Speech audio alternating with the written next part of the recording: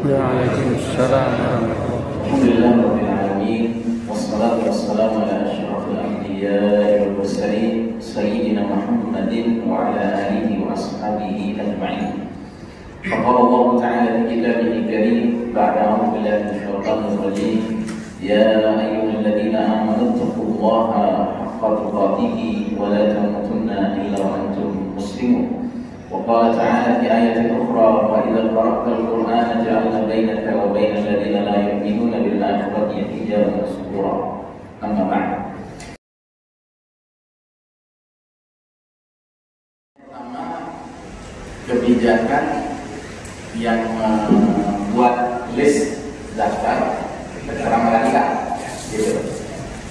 Ini kan tadi sudah saya singgung bahwa penilaian seseorang terhadap suatu perkara itu sangat tergantung kepada apa yang ada di latar belakang pikiran dia. Kalau di latar belakang pikiran dia itu bersumber dari kitabullah dan sunnah Rasul, dia tidak akan memberikan penilaian yang jelek kepada sesuatu yang baik. Tapi kalau memang sumber pikirannya itu tidak bersumber dari petunjuk Allah, petunjuk Rasul, maka yang baik itu dia kata yang jelek. Gitu. Sederhana aja seperti itu saja masalahnya. Tinggal sisanya kita mau ikut yang mana. Kalau kita mau ikut Quran dan Sunnah, ya kan, kita akan senantiasa nggak terkecoh. Terserah orang mau bilang apa. Saya selalu begitu. Buat saya, orang mau bilang itu orang jahat, saya cek dulu apa sebenarnya yang dibilang jahat itu di mana. Gitu.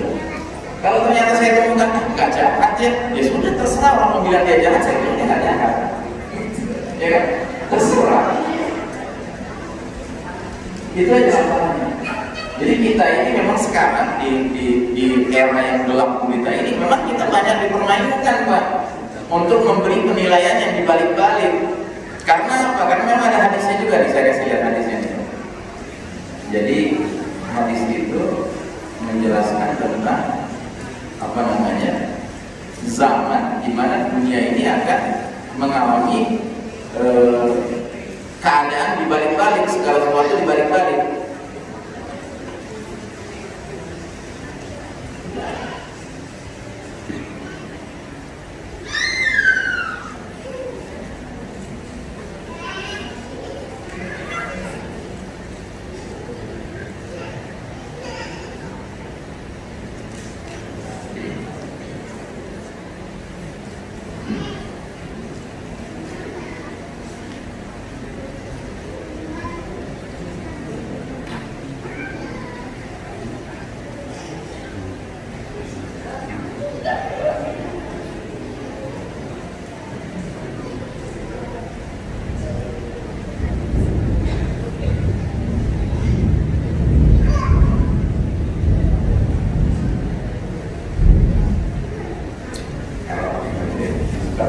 Oke, hadisnya begini.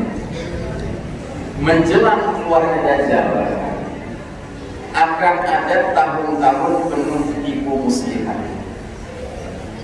Yukadzibu fiha as-shadiq. Pada tahun-tahun penuh tipu muslihat itu, orang yang jujur didustakan. Wa yusaddiqu fiha al-kadhib. Sementara pendusta ya, itu dianggap benar. Gitu. Dan memang kita sedang berada di zaman menjelang ambang, menjelang keluarnya Dajjal. Memang ini zamannya. Tahun-tahun belum tipu muslihat ini. Maka jangan heran orang baik-baik dikasih julukan yang jelek-jelek. Orang yang jelek-jelek justru di make up, dipoles sedemikian rupa, dia pakai orang baik. Gitu. Jadi zamannya. Gitu. Nah, Anda mau ikut yang mana? Mau ikut yang kebanyakan orang atau mau ikut yang semestinya? Kalau kita mau ikut yang semestinya, ya kita berpegang teguh pada yang semestinya. Terserah orang mau bilang itu radikal, kalau gue bilang itu orang baik. Dan sebaliknya, terserah orang mau puji-puji dia, dukung-dukung dia, dukung dia, gue bilang dia raja bohong. Karena apa? Karena kita menilai bukan berdasarkan apa-apa orang, Pak, tapi kita menilai berdasarkan apa-apa Allah, apa-apa Rasul. Tolong ukur Quran dan Sunnah itu tolong ukur yang baku, Pak, dan itu yang terbaik, itu yang paling aman. Nabi bilang, taraktu amrayni lan tadillu abadan in tamassaktum bihima, kitabullah wa sunnati. Ku tinggalkan kalian dua warisan suci yang jika kalian berpegang teguh kepadanya kalian akan sesat selama-lamanya, kitab Allah dan sunnahku. Jadi selain kita pegang itu, ya kan? Orang mau bilang apapun tentang siapapun, kita lihat dulu orangnya bagaimana. Kita proyeksikan dengan ayat, kita proyeksikan dengan hadis. Orang bilang jelek, dia jahat, dia ternyata dia apa ya? Terserah orang bilang apa. Dalam zamannya Pak, zaman yang baik dibilang buruk, yang buruk dibilang baik, yang jahat dibilang orang apa namanya hero, pahlawan. Sebaliknya yang benar-benar hero, pahlawan dibilang kriminal, dibilang penjahat, yang enggak dong, kita nggak mau bertipu. Kita tahu ini tahun-tahun penuh tipu muslihat, masa kita ikut ketipu? Nggak boleh ketipu Pak. Itu pertanyaan pertama. Nah, pertanyaan yang kedua, apa tadi kata-kata ini? Oh iya, bagaimana dengan hal-hal yang dipaksakan sekarang ini? Ya, jangankan lagi kita pakai nilai Islam, pakai nilai umum saja, yang namanya orang dipaksa itu gimana sih? Orang dipaksa itu banyak banget.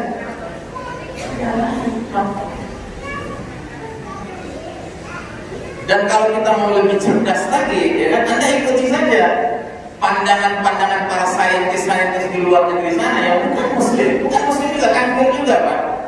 Cuma mereka berusaha berpikir lebih dalam. Nah, mereka ini mengkritisi apa yang terjadi pada mainstream opini. Jadi opini umum yang sedang berlaku ini mereka kritisi. Mereka bilang, oh tidak, ya, njus itu bukan solusi, itu justru masalah. Kalau bagi saya, ngikutin berita sekarang Pak, kita harus membuka channel telinga kita ini ke semua arah Pak. Jangan ke satu arah terus.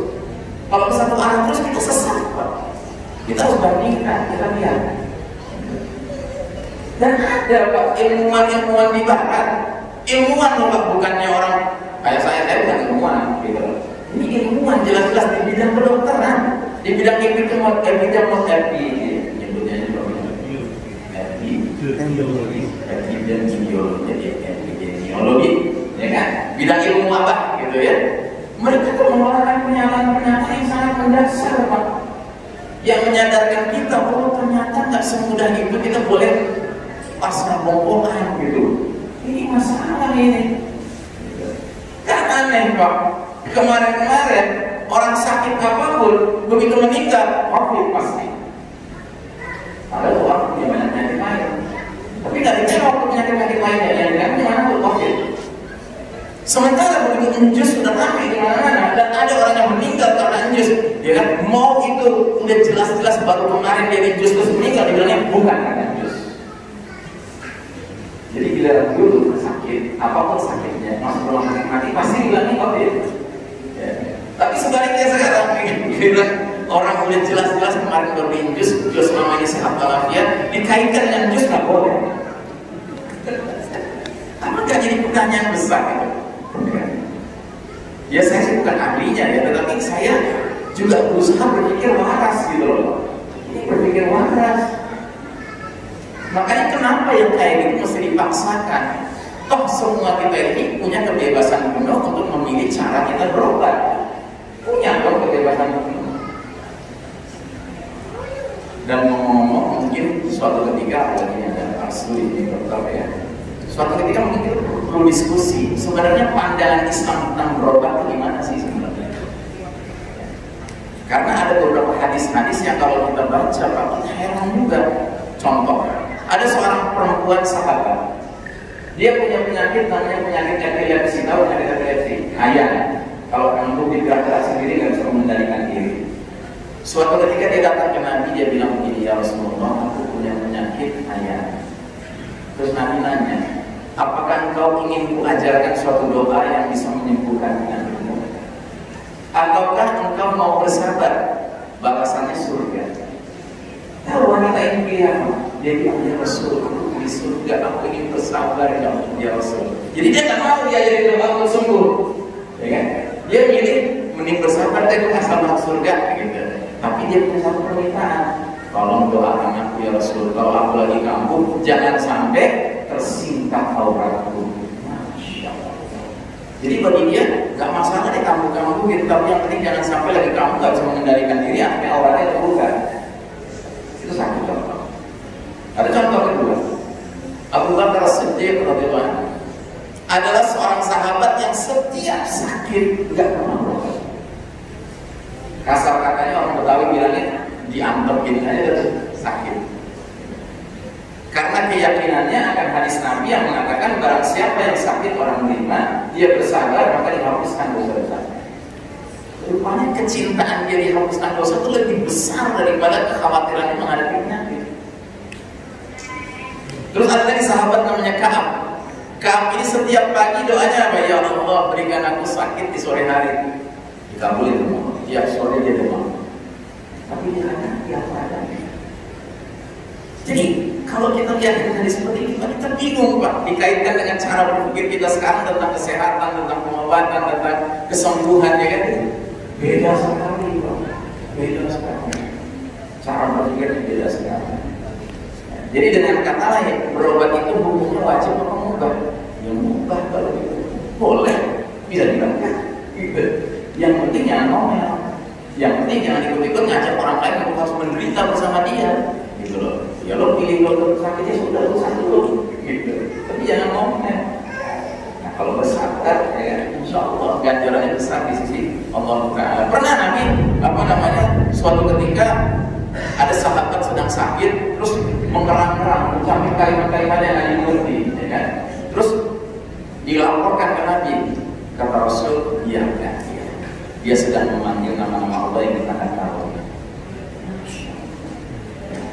Tapi kalau sekarang kita beracau nih, berahwal nih, bahaya mengerikan kan gitu. Jadi kita gampang panik sekarang, Pak. Terus kepanikan kita akhirnya menimbulkan sebuah upaya melakukan sesuatu yang standar umum saja.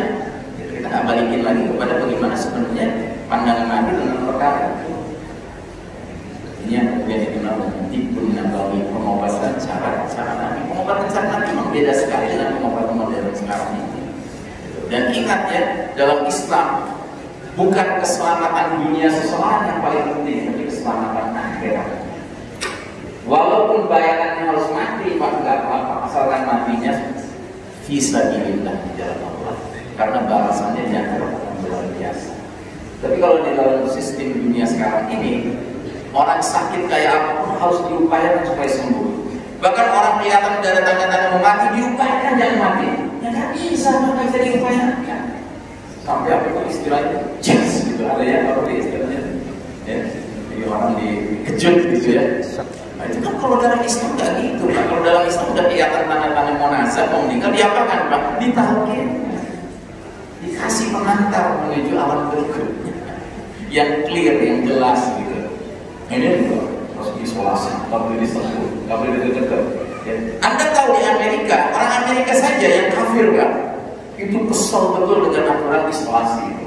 Kesel betul mereka, karena banyak kakeknya, neneknya udah jelas-jelas sakit sendirian di rumah sakit. Mereka tahu ini udah bicara mau meninggal, izinkanlah kami masuk, kita pegang tangannya, kita lurus wajahnya, gitu. Nggak ada mereka berpikir tahu dia melakukan muslim, gitu loh. Tapi fitrah, Pak, fitrah manusia lihat saudaranya mau meninggal, dia boleh ditemani, didampingi, kan gitu. Tapi aturan sekarang ini ajaib, aneh sekali aturannya. Ya, biar ini dia mati sendiri. Maaf ya Pak Dokter. Jadi begitu. Ya, wallahu a'lam bishawab.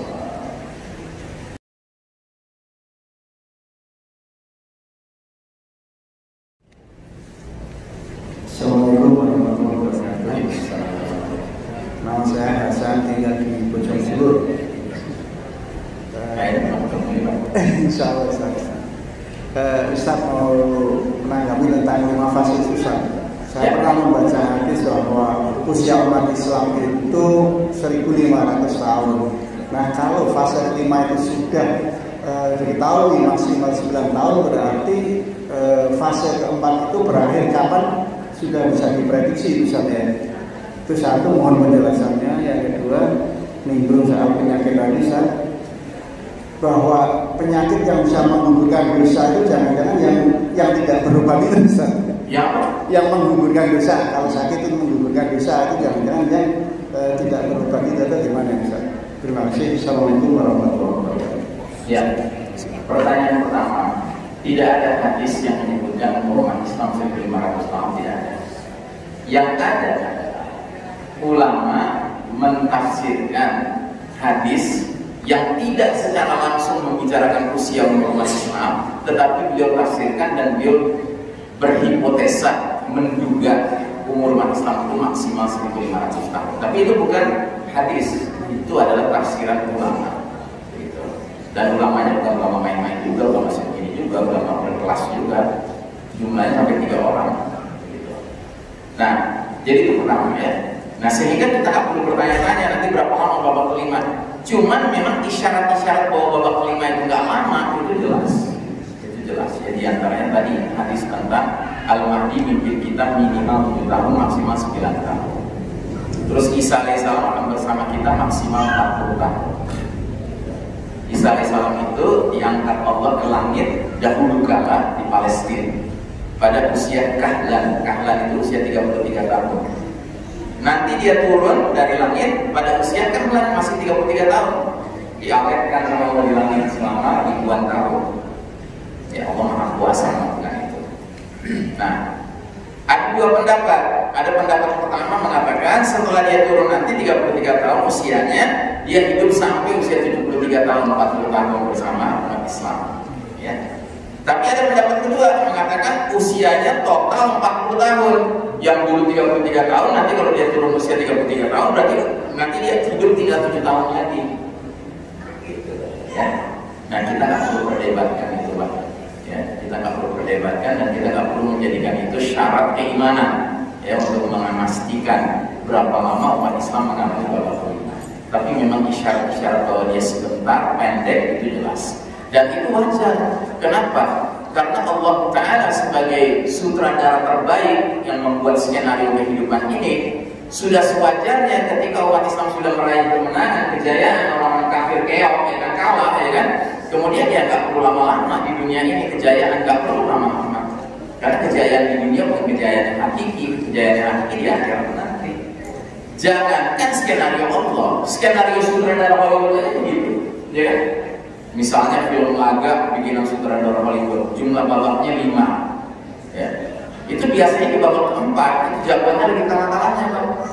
Ya kan? Kalau kita datang ke bioskop terlambat, ini udah babak keempat filmnya, itu jawabannya lagi kalah. Kita nonton juga pukul banget, mau mati nih, jawaban mati, ya gitu.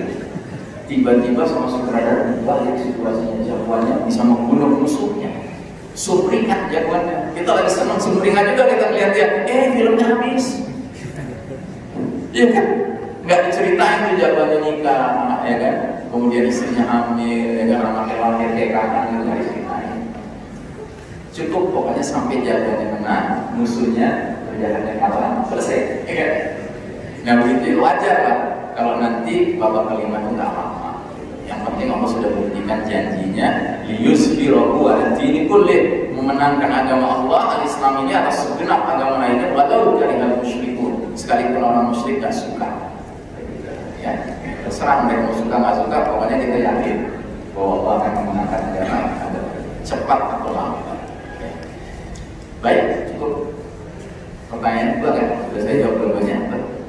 Yang kedua tentang sakit itu menggugurkan dosa, Ustaz. Oh iya. Syahid menggugurkan sakit. Oh, sakit menggugurkan dosa. Penyakit apapun itu pada dasarnya adalah tobur, pembersih dosa.